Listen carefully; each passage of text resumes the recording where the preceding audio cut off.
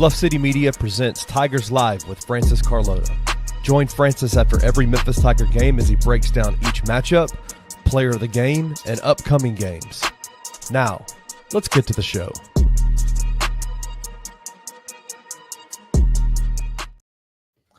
What's going on, everybody? Welcome to Tigers Live. I'm your host, Francis Carlotta.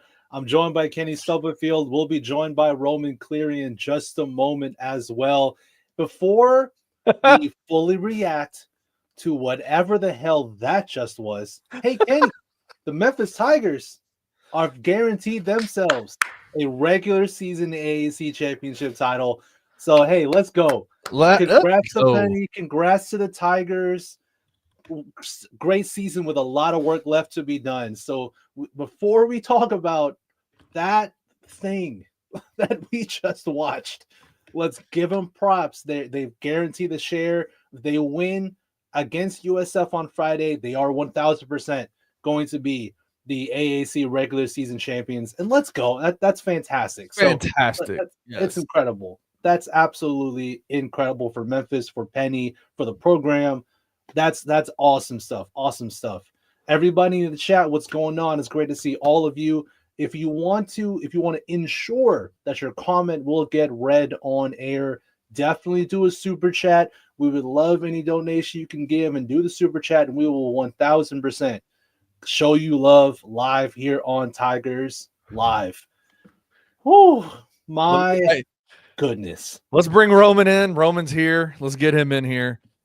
Ooh, hey, before we get to the game, Roman, we're celebrating the fact that Memphis is now at least guaranteed a share of the regular season AAC championship. So, yeah, congratulations. No outright title yet, but they've clinched a share. That's the first time that's happened, not just in Penny Hardaway's tenure, but in the entire program history. Memphis' first regular season conference championship of any kind since 2012, 2013, their last year in the CUSA.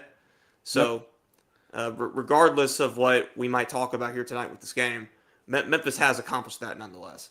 Yeah, that's a big one. And also, perhaps more importantly, they have now clinched the number one seed in the American Athletic Conference tournament.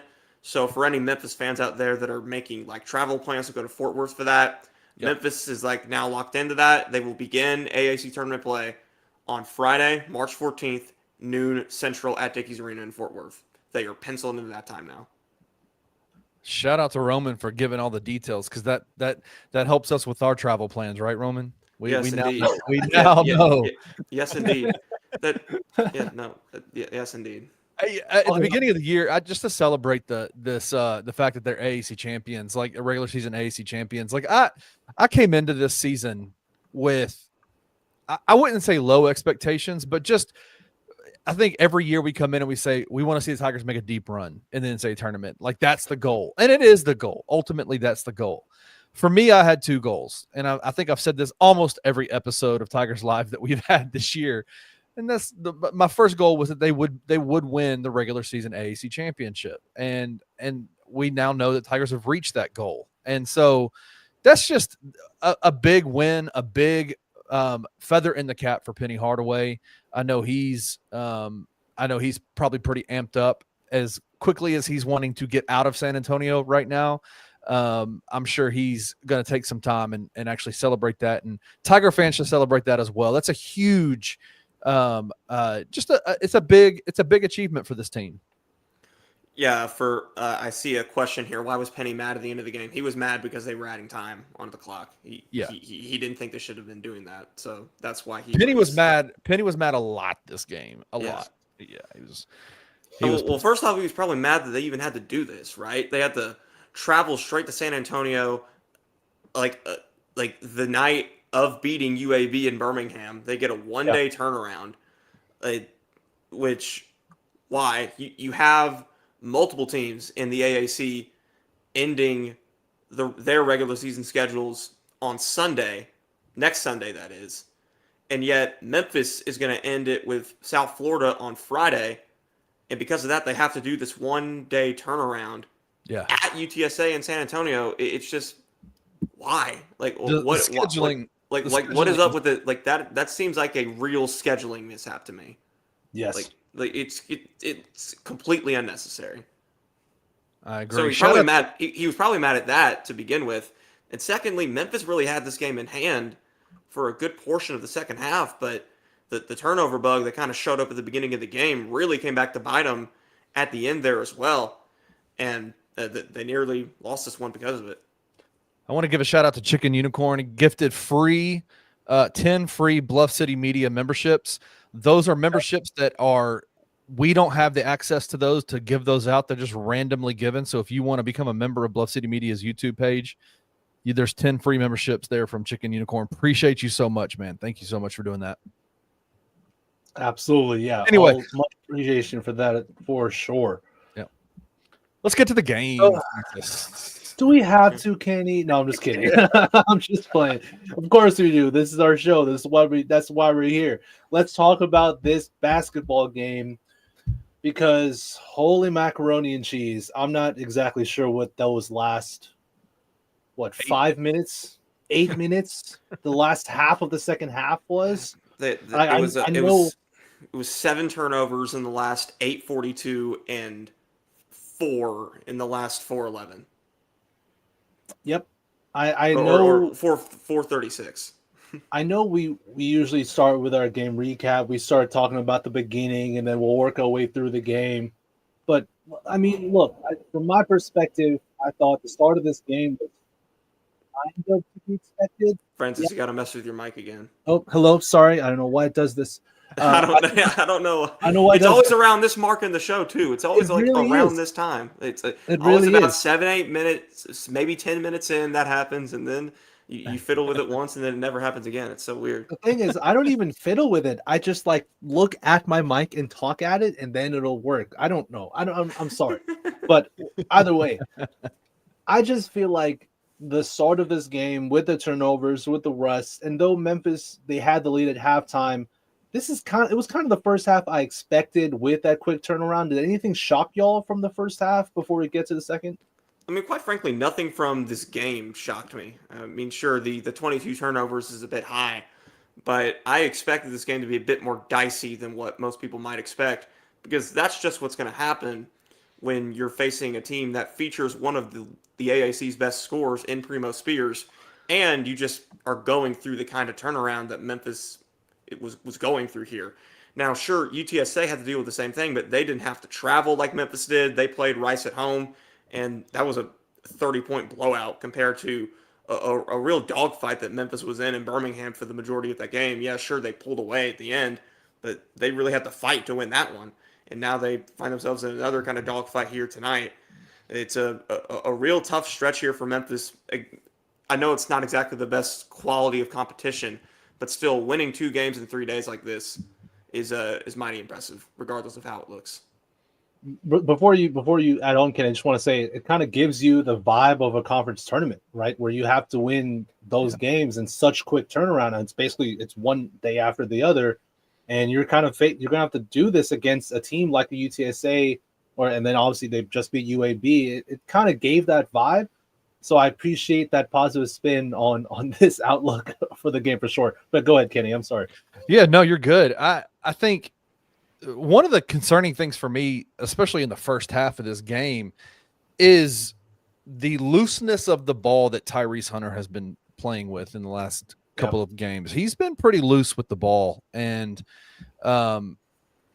there's a level of, I think he had 4 turnovers in the first half. Roman, I don't have the. He had 4 total for the game. PJ had 6 for the game. Yeah, I just know in that first half there was multiple possessions in a row where Tyrese struggled to handle the ball, and that's when you see him handling the ball most of the time is in the first half. He doesn't really. They tend to focus in on PJ and Dane a little bit more in the second half, but. Yeah, that was concerning. I would also say, obviously the Tigers have been relatively blessed this year in terms of injuries. And the Dante Harris ankle injury does not look good to me. Like, it looked pretty rough. No, he couldn't put any weight on the left ankle as he was being helped off the court. Not a single. He couldn't even step on it. like no pressure whatsoever. Yeah, it was bad. Yeah, he had to be completely helped off the court, and it's not exactly like Caleb Mills level or anything. At least that's not what it appeared. But it seems like if it looked as bad as it did, Dante could be out for a significant amount of time.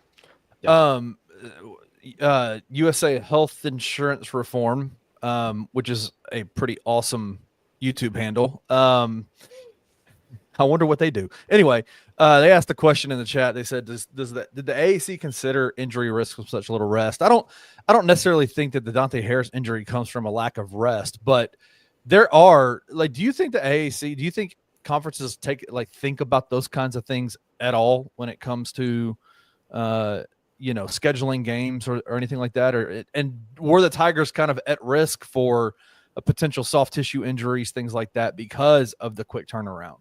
I mean, that's what's going to happen. I guess. I mean, you're going to be at risk for that regardless. It's basketball. It's a physical game. It's very fast paced. These are high level athletes, kind of contorting their bodies in all sorts of different ways each and every outing. So I don't really, I'm not I don't have the medical expertise to really tell you if the risk is increased with minimal turnaround. I mean, you'd assume that it is, I suppose. I just don't really know if we have the minds to answer that question. Yeah, we need to ask Rusty, basically. Yeah, we need Dr. Buckets, man. We need Dr. Buckets, but that injury does concern me. Obviously, Dante is a valuable asset to the team coming off the bench, and especially going into the tournament, man, you want all your players healthy, and that one looks like it could be more of an extended period of time out. He couldn't put any weight on it. The way he went down, the way he crumpled was pretty tough to see. So shout out to Dante, and I hope he gets better quickly. Yeah, it was one of those where you just knew that it was bad from the moment, because he didn't move an inch when he was on the ground, and then again didn't put any weight, any pressure on the left ankle as he was being helped off the floor. Yeah. The only bright side is obviously there's time after the USF game between the end of the regular season and the conference tournament. There's time between the conference tournament and actually the NCAA tournament. So hopefully, we'll see. We obviously don't know the severity, but there's time. So let's hope for the best for Dante for sure. So let's get into this second half. So starting off in the second half, Memphis did go up by 13 after a Dane Danger dunk, and then a PJ Carter 3 pushed the lead back up to 13 later on the second half. But then after that, it just felt like the Tigers' offense just evaporated, and their issues with taking care of the basketball again reared its ugly head. I'll ask y'all, what changed from what seemed like a good start to the second half to whatever the hell this devolved into as the game hit its last 10 minutes? Honestly, I think it was maybe kind of a mental shift. I think going up by 13, you see the body language start to tone down a little bit. They're thinking it's over. They start to run away. Honestly, I think we're all thinking that. I mean, I'm admittedly I'm looking at the laptop trying to write some things and whatever. For my sake, trying to get ahead of that. So if I'm thinking, okay, this is probably done, the players are probably thinking the same thing out there, and UTSA kind of took advantage. Wasn't over just yet, and obviously the turnovers were kind of the big factor there. Those did not help at all. Yeah, I think there was a collective slackening of the rope a little bit in that game. The only person I saw on the Tigers side that wasn't that way was Penny Hardaway. The entire game was locked in and intense and screaming and yelling at everybody. But yeah, it definitely, I mean, it's in those moments where the energy level coming out in the second half, they absolutely came out with intensity, with urgency. That's the word that I wrote down at the beginning of the second half was, if I had to define the first part of the second half, it was intensity. They showed a level of intensity and wanting to put this team away. It was very clear that there was a hard conversation in the locker room, right? Like during halftime. And so when they extended the lead out, I think it's kind of a natural instinct at times to just go, this team is not good. We just went on a whatever 0 run that it was to get up by 13. It was 8-0. 8-0 run, and then just kind of let go a little bit. And they got sloppy, right? They got sloppy with it. Started turning the ball over a lot. Started to do, things that it's clear, I think, that the Tigers, when they put their nose to the grindstone, when they really kind of locked back in, were obviously the more talented, better experienced, more talented team. But they just kind of let go of the rope a little bit and allowed UTSA to make a run. A lot of those things were just self-inflicted, right? Like a lot of those runs the run that UTSA went in to get back into the game. Majority of it, and I don't have the stat sheet in front of me, but I feel like a lot of it came just off a fast break off of live ball turnovers from the Tigers, and definitely definitely got sloppy, very, very sloppy. 19 points off turnovers for UTSA tonight. Yeah. Yep. 22 turnovers. Yep. 22 turnovers for Memphis, and UTSA scored 19 off of those. Only 10 fast break points though. Yeah. Yeah. Trey Lasley from Tigers Untapped has said, with the season high 22 turnovers, TJ and Trey will attempt to eat 22 apple turnovers on next week's Tigers Untapped show. I'm down for that. I'll join. Can I join that? Anybody else want to join in? 22? I like it. I like it. Yeah, I love a good apple pie. Is an apple pie different from an apple turnover? Probably, right? I think it's the pastry, right? The pastry it's a pastry. So it's like apple turnover. It's the pastry that is the breading in which and then it's how it's made. It's like it's like a double fried pastry type of deal. Oh heck yeah! I'm fat, so I like this. That sounds good to me too. Chat, let me know if I got that right. This episode of Tigers Live devolved into the Great British Bake Off. Well, that's what it felt like the whole game. Honestly, it felt like that the whole game. Like the Discord, I like to get into the BCM Discord during games and just kind of watch the tone and tenor of how things are going.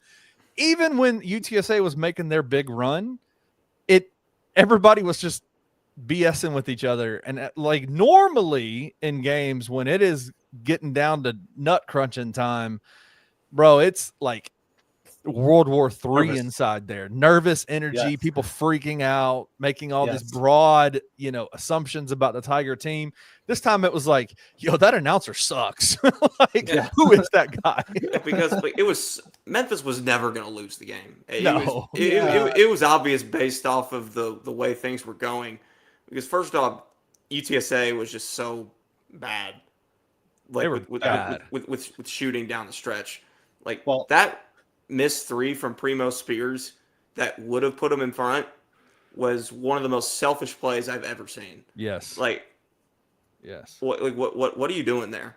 Like you have a chance to go down and either take the lead or tie the game, and you settle for that nonsense when you have plenty of time on the clock. Like that was an inherently selfish play from a guy who's on his 4th school in 4 seasons. So they did it twice or 3 times in the game. I think Millender came down the very next play and did the same exact thing. Like it definitely felt like, and I think this is true. If this had been any other team in the AAC, that might have been a loss for the Tigers, the way that they kind of gave the game away at the end. But UTSA is where they are because this is kind of what their DNA is, and unfortunately their selfishness. It was like Primo came down and shot the ball, Millender came down and was like, hold my beer, I'm gonna do even better than you, that kind of stuff. It was bad. Yeah, I don't care who you're playing and how bad the team is. Like no field goals in the last 4:36. That's not going to get the job done. No. In most scenarios, Memphis got lucky tonight for sure. They did. Well, Memphis got extremely lucky. I don't think there's any way to sugarcoat that at all. I want to say 2 things, and I'll transition from the first to the second. First one, in terms of the letting go of the rope and just kind of easing off the gas a little bit. I've said this many times in this show. I've said this to you, Roman. We can kind of relax a little bit because we're on this side. We're on this side of things. You're trying to cover the game, get your write-up ready. I'm taking my notes, and I got to get ready for the show. Kenny's doing his thing as well to prepare for the show. We can relax. People in the Discord can relax. But y'all on the court, y'all cannot relax. Y'all still have to keep playing hard. Stay locked in. And it's just a mental switch that that Memphis has had issues with flipping that switch when needed. During games against lesser competition, we know they get up for the big games, as we've seen. But it's the games against the lesser competition where they sometimes struggle to flip that switch. Then transitioning to my second point, let's just start talking about this end of game sequence for the Tigers. They were horrific on the offensive side of the ball. Too many turnovers, no communication, getting into their offensive sets extraordinarily way too late. There didn't seem to be any flow to what they wanted to do on the offensive side, and they got lucky as hell that UTSA couldn't execute either. They forced way too many threes. They also turned the ball over. They had awful shot selection. Memphis got lucky that they were able to win this game. Is that a fair reaction for me, or how do y'all feel about the late game execution from Memphis down the stretch? I mean, I think I just said it, right? I think we both said it. It was extremely lucky on Memphis's part that they won this game. The kind of late game execution that we saw was just so astonishing. Like we've seen the Tigers be in dicey situations before throughout the season, obviously, but not even the Rice game from earlier in the year, the one at Rice, I think matches this. Like this was an astronomical, really collapse. Like Memphis completely shut down. Like that was a difference in other games where Memphis has played down the competition and been a bit sloppy down the stretch. They were at least still making shots and like actually playing with some kind of cohesion, even if it wasn't working. They mentally and physically shut down. It was basically just like, here you go, Roadrunners, here you go, take the game. And UTSA was too bad to do so. And UTSA fumbled it, right? They fumbled the bag. I definitely, I think a lot of it, you need that one guy, right? Like you need that one guy who's going to kind of calm things down and get things moving. And this is a part of the concern, and maybe this is where a little bit of that sophomore youth, I think, kind of plays. PJ did not have a great end of the game. Turned the ball over, I think, how many times 4 times in the last 5 minutes, 3 times in the last 5 minutes. I mean, just was uncharacteristically sloppy with the ball. Making really bad passes, dribbling into double teams, just trying to do too much. And the Tigers are a good team, but they have to 3 times in the last 7 minutes, twice in the last 3 for PJ. Yeah, I mean, it's just as a guy who's now just been named as top 5 shooting guard in the country. He's a Wooden Award finalist. Going into the end of the season, you would need and expect more from him at the end of game type situations. I do wonder if fatigue played a role in it. I think there was a level of just trying to hold on for as long as they can. I'm glad the game didn't last for another 30 seconds. I'm glad the game wasn't another minute, right? Like, yeah. I mean, it was more, if they went to overtime, who knows what could have happened, man. I mean, thankfully, I think honestly, we can sit here and we can try to dissect this game and say, look, what can we take from it? I think what we take is that these guys need to get the hell back home and rest and get ready for the end of the regular season going into the conference tournament. And shout out to them for winning this game, man. Like they tried to fumble it, but they still won. And that's a good sign. You're not going to have it all the time, right? Especially when you're traveling as much as they are, playing as many games. I think, was it 4 games in 7 days? 4 games in 9 days. 4 games in 9 days. Yeah, that's a lot of games. It was Rice on Wednesday, UAB last Sunday, UTSA today, and then South Florida on Friday. So, yeah. Let me find it. Piyush Bhakta says, how do we beat Michigan State, UConn, Virginia, and Clemson? Don't look at this game and indict this team based on what ultimately won the game in spite of all the nonsense, in spite of all of it. They won this game. This team at its peak can play with anybody in the country. Yep. They played terribly tonight and won the game. Like, this team is good enough to beat the Michigan States, the UConns, the Virginias, and the Clemsons. I mean, I would even take Virginia off that and say the Ole Misses, those games, like those teams, they beat those teams, and I don't think we take that away from them just because of this game, right? Like, it's a bad game, but they still won it.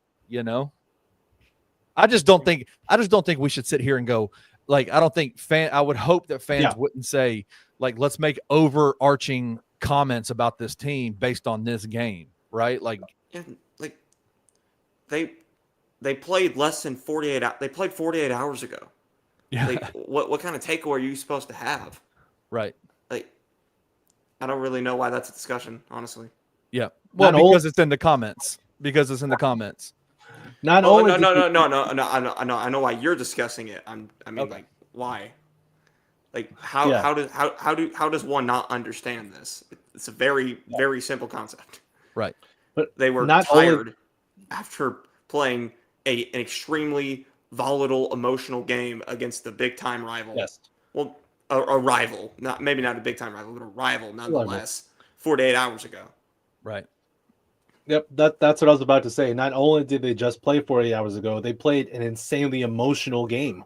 Emotionally draining, physically draining, tight, close ball game in a hostile environment.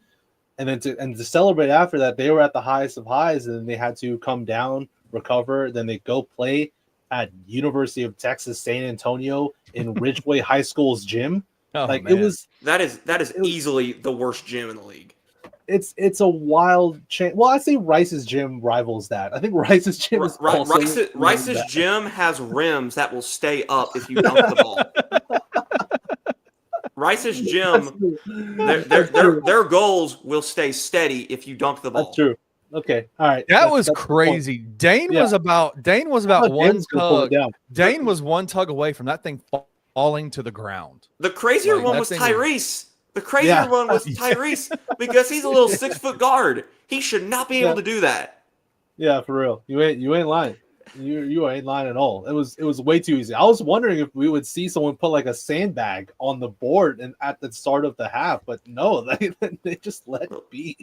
Well, that's the kind of stuff that you have to do in the driveway when you're a kid. Like, yeah, I'm with you. No, that's what I mean. It was such a difficult turnaround to go from that highest of highs in conference play to that environment where it's just it's just different. And to get 1,000% up for that game after the UAB game, at some point human nature takes over. So I mean, you cannot let this game lower your feelings and thoughts of this Memphis Tigers team. They are still a very good basketball team with all of the possibility of making real noise come NCAA tournament time. We know that. Kenny, we know this. And so hopefully if anyone out there is looking at this result and having an absolute meltdown because of it, please breathe. Just take a couple seconds and breathe. Yeah. I'll do it with you. We'll breathe together. Just calm down. It'll be okay. It'll be okay. I'm seeing a few comments you know who's not breathing? You know who's not breathing? Ken Pomeroy. Memphis down to 50. Of course. Did he? Didn't Bart Torvik drop us after beating UAB? Yeah, they did. Yeah, Memphis dropped the spot in Bart Torvik after beating UAB. Oh, my God alive. Goodness gracious. So I'm seeing this in a few comments, and I'll bring this one up. Brian Liddy says the second round game in the AAC will be 48 hours after the first round game. Well, he might be talking about the NCAA tournament, this one. NCAA tournament, the second round game will be 48 hours after the first round game, which may be emotional as well. How do we compare? I mean, do you guys think that? Well, here's the difference. Everyone in the AAC tournament's on the same exact site. You're playing, pretty much like similar amount of rest time. Like, no one has to travel. Like, no one has to play in like super raucous away environments that can like increase the emotional factor or whatever. Like, Memphis won't face a team like UAB until probably the championship. Right. So I don't really see how that's super comparable. I mean, on its face, like face value, yes, you could see the comparison, right? Because having to play back to back, but we saw what they already did in Maui, right? Like we saw what they did in Maui, where they came out and beat two really good teams, and then took the number one team in the country to, I know they lost by 14, but damn, like folks are getting blown up by 30 by them after having like 5 or 6 days rest. Like Tigers still, did what they did. And the beauty of it now though is that was when the starting five were playing all but like 3 minutes a game, right? Like they have a bench now. Obviously with Dante's injury, you wonder, what that does to the depth of this Tigers team. But this team has expanded in their roster depth and have gotten better as a team since that Maui Invitational. And we saw how the Tigers responded to having to play back-to-back emotional, games, away, like neutral site games, which is what these AAC and NCAA tournament games will be, is neutral site games. So I understand the thought process, like why, what does this mean for, tournament games for the Tigers? But there is a massive difference when you're all on the same site. You all kind of have the same rest time, and you don't have those emotional swings of being in a hostile environment in the Ridgeway High School gym, scared that a rim's going to fall on top of your head. So that's my thoughts. Yeah. And plus, like, a championship is literally on the line. Yeah. And it kind of was for Memphis here, but like for everybody. Yeah. Over there. No. Absolutely. It's just a different mentality. It's a different switch in mentality. I have zero worries about the Memphis Tigers being able to get up for it, and it's the NCAA tournament game. Mm-hmm. I have zero worries. I'm not worried about that at all. I don't care what, they could be the 1 seed, and I would not be worried about them getting upset. But no, like I'm not worried about them. If we'll talk NCAA tournament once we get to that point, but I would not be concerned about if Memphis is going to come out with effort and energy and play their best ball. I think they will play their best ball come tournament time. But anyway, let's get back to this game a little bit. So Roman, Kenny, give me y'all's player of the game for tonight. Let's go Dane Danger. I think he kept Memphis pretty steady there, and again, nearly ripping down the rim is a pretty cool highlight. He's he's arguably been Memphis's most important piece for the past few games. Yeah. And, he definitely showed why here as well. I want to agree with Roman. No. I do think that Dane Danger is the most talented player on this team. I will say that. I think I said he's been the most important piece in these past few games. Well, I'm saying. I think Haggerty overholds more value. I'm saying I think he's the most talented player on this team. He does things that I marvel at, but with a big man. I do. Tonight for me, can we scratch out the air ball? Nick Jourdain played a hell of a game tonight. A hell of a game. And I thought he added to this game 8 rebounds, 13 points. Should have had 14. I should have had 15 in spite of those free throws. But I thought Nick really did a great job. He had 8 rebounds. He had 2 assists, 2 blocks.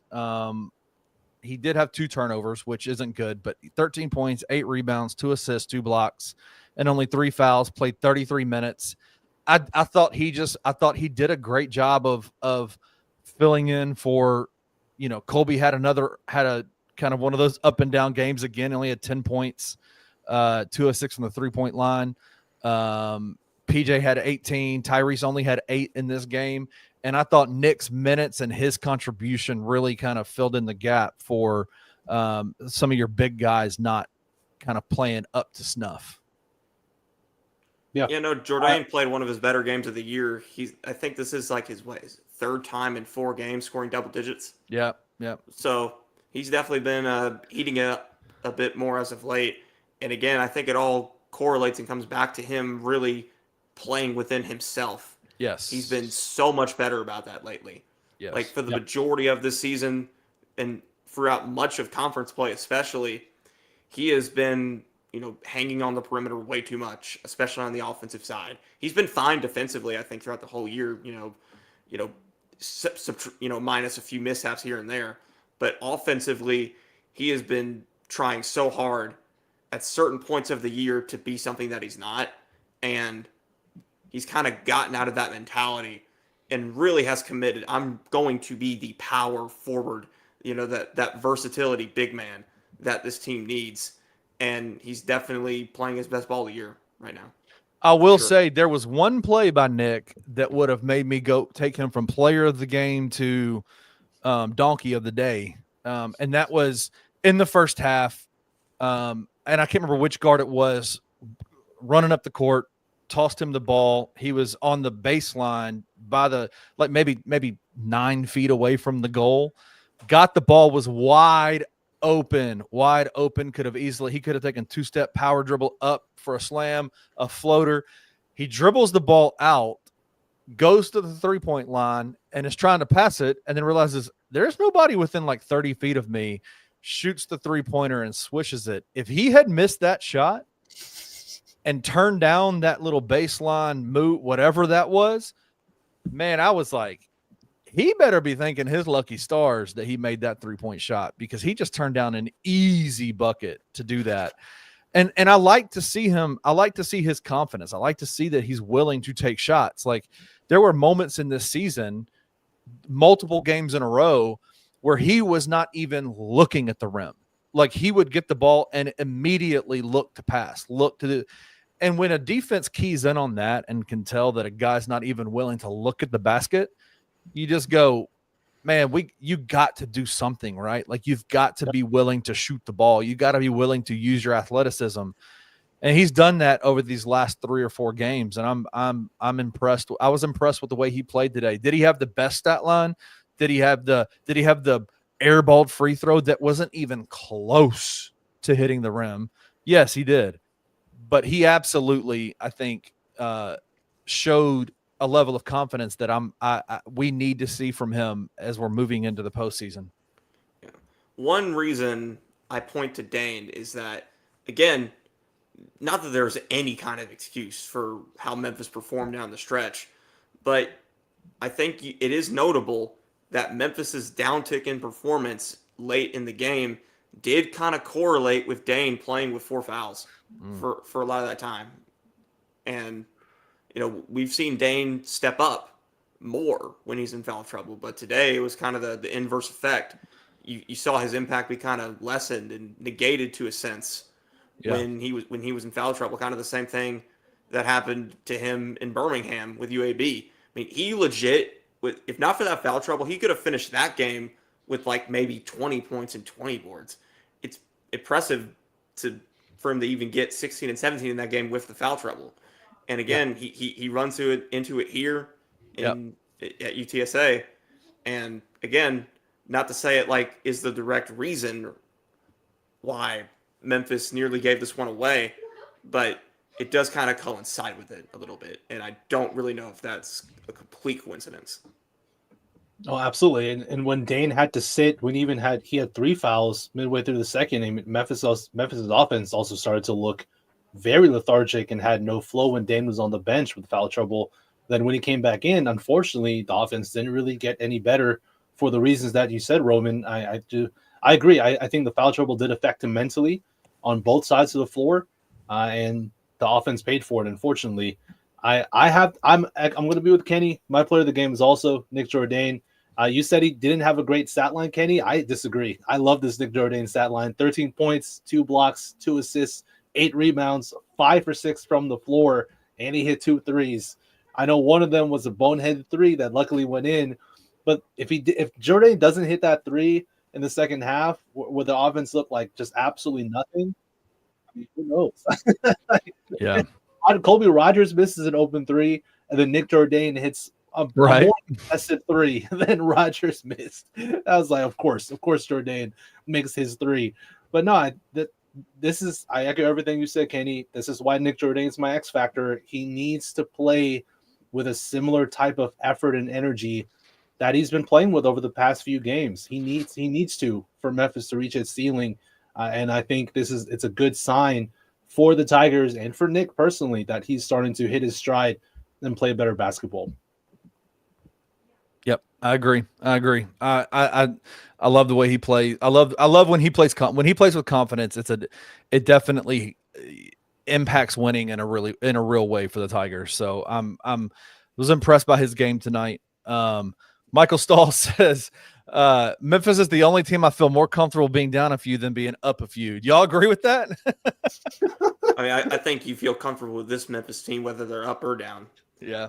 But, perhaps they're better when they're down because they play with more urgency. Yeah. Yeah. I don't know. I think this game, even though they are one of them games, 16-0 now when leading at halftime. Yeah. So they are. It just Wait, felt what's like one of what's those that games. stat? You said 16-0? Yeah, I believe they're like 15-0 or 16-0 or something like that when leading at halftime. Yeah, after leading at halftime, they haven't lost all year. After leading at half, so that is true. That That just tells me they're a fantastic second half team. Well, that's what we know about them. If they could somehow squeak out, a positive margin of score in the first half, they are absolutely winning in the second half. Absolutely winning. Yeah. No, I don't think anybody should take too many, or really just they shouldn't look at this result, look at this game, and just think, oh no, they're done. This team is awful. Blah. No, if you're on that ledge, let's talk you off of that ledge.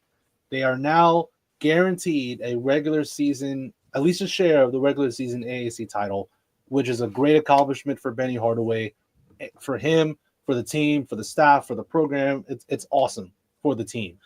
And now if they win against USF, North Texas plays before the USF game Friday or no, Roman? Well, North Texas actually plays 2 more games.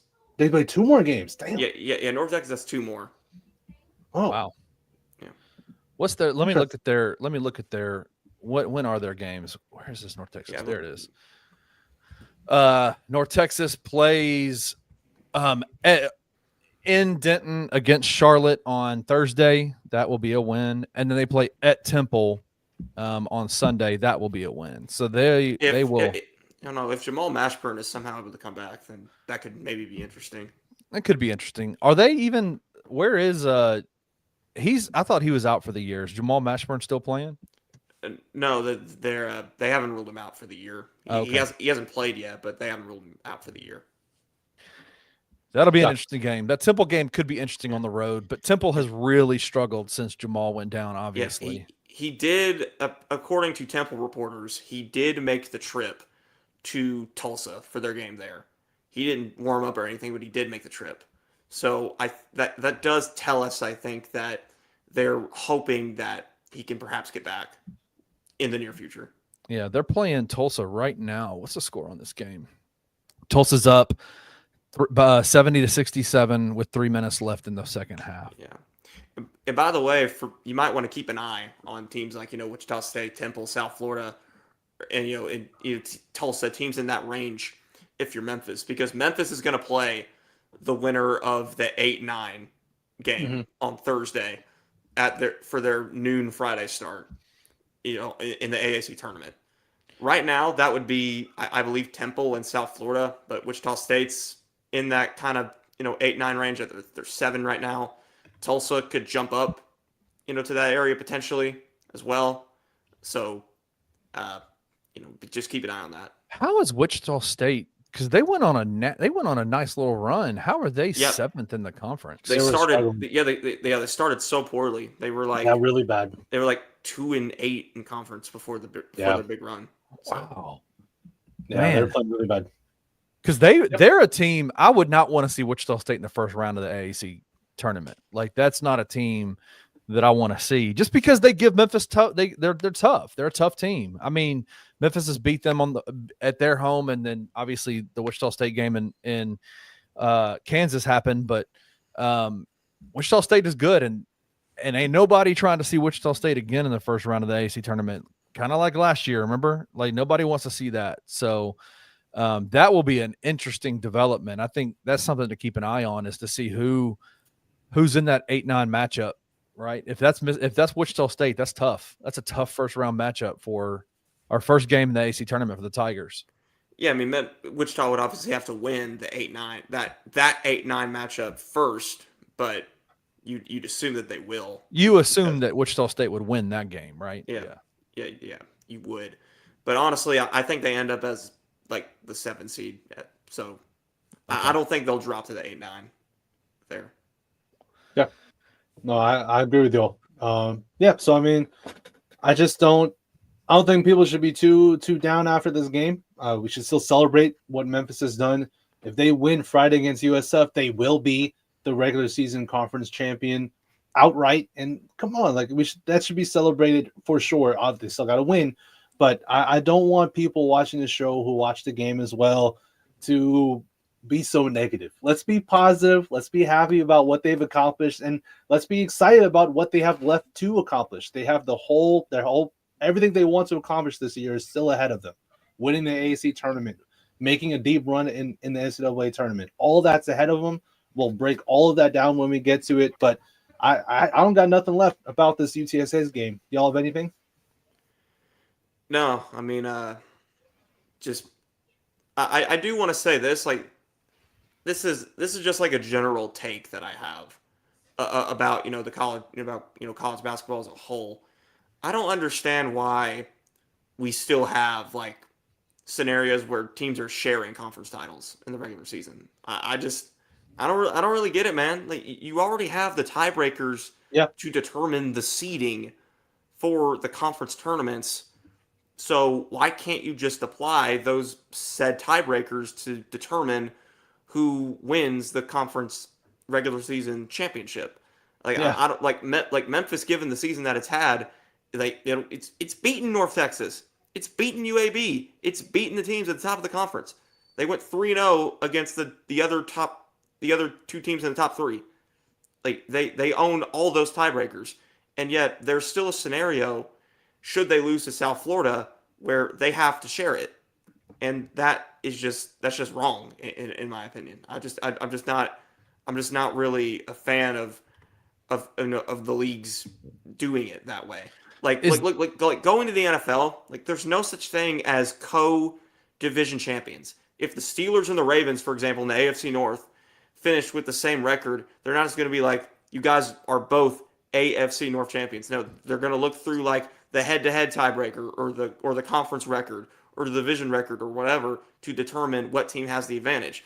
So they'll be like, Steelers, you are better in this area. You're the champions. Ravens, suck it. You're second, just like you are in everything in life.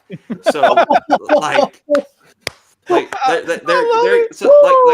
can't you just apply that same logic to conferences in college basketball? Because, is that a conference by conference thing, or is that across the board conferences do that? No, it's pretty much across the board conferences do it. Like, Arkansas State finished 4th in the Sun Belt, and yet they're still a co-champion because they had the same record as the number 1 seed in the Sun Belt tournament. Now, I think Arkansas State is the best team in the Sun Belt, and I think they will win that conference tourney. But I don't think they should be a conference champion if they finish 4th. Do the Tigers get a trophy for winning the regular season championship? I think they do. I think so. I thought they did. Yeah, you do.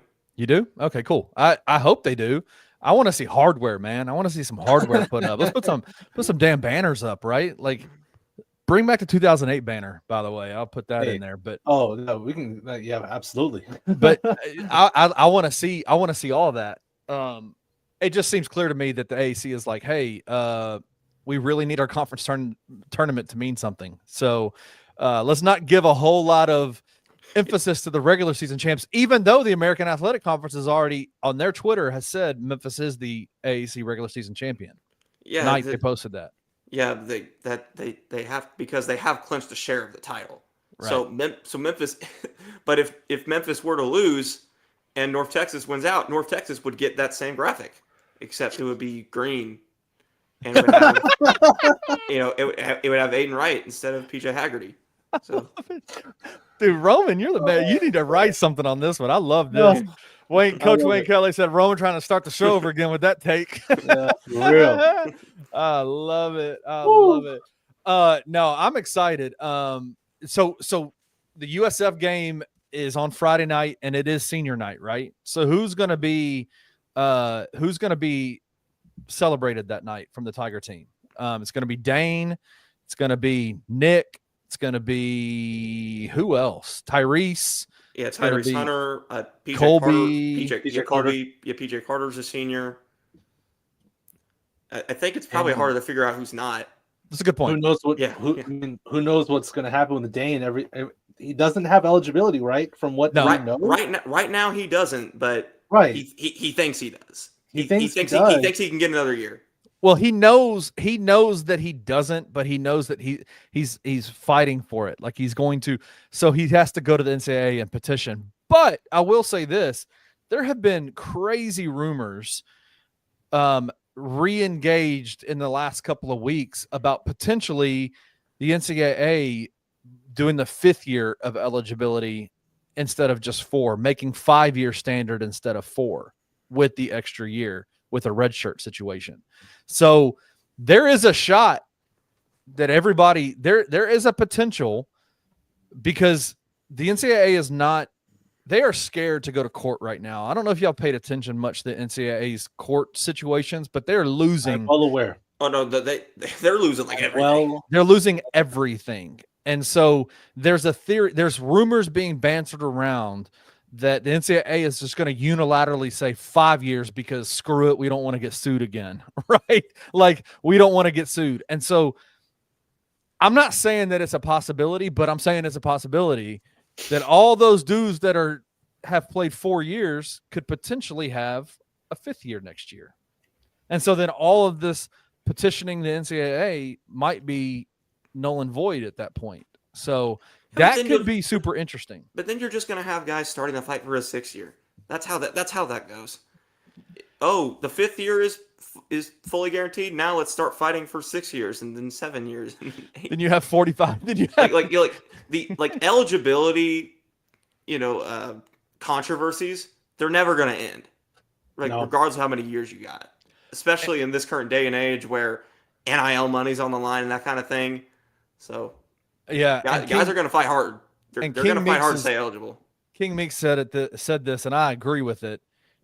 With all of the shit that's going on with the NCAA, dude, they're going to be gone in a couple of years anyway, bro. They're about to be completely.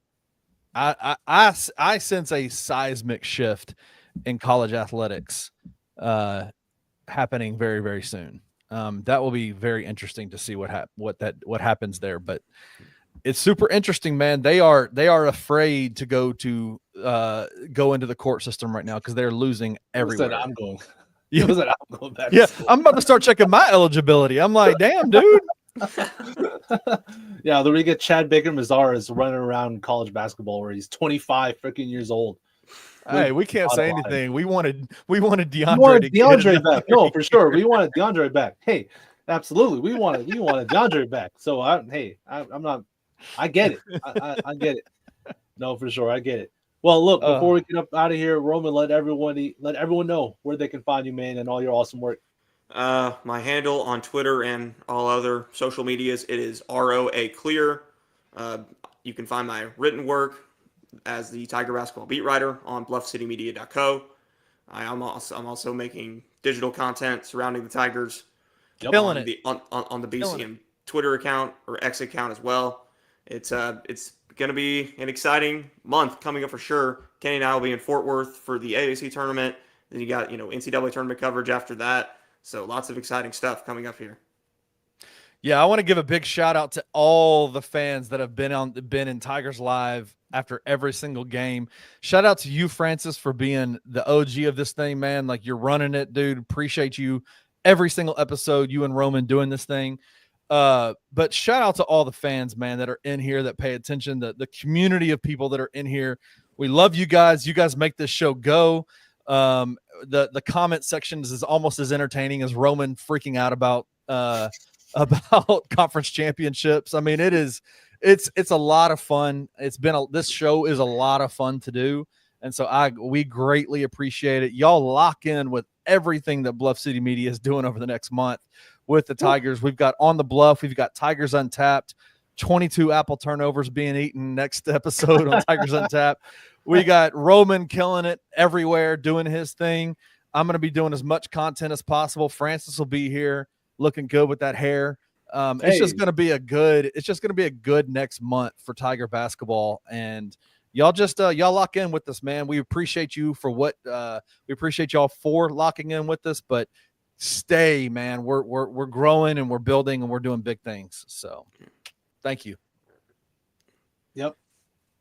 P.S. I'm not going to first off, I'm not freaking out about the conference tournament championship thing. I just there's a bit of a freak out. I liked it though. I just had a take. I had a take. And also great take. It's a fire take. Yeah. If the if the share championship scenario of North Texas happens, just know that they are so giving the coach of the year to Ross Hodge. It's just gonna happen. Brother, I am going to If Penny wants the conference coach of the year award, he has to win the outright. They won't get I can almost guarantee it.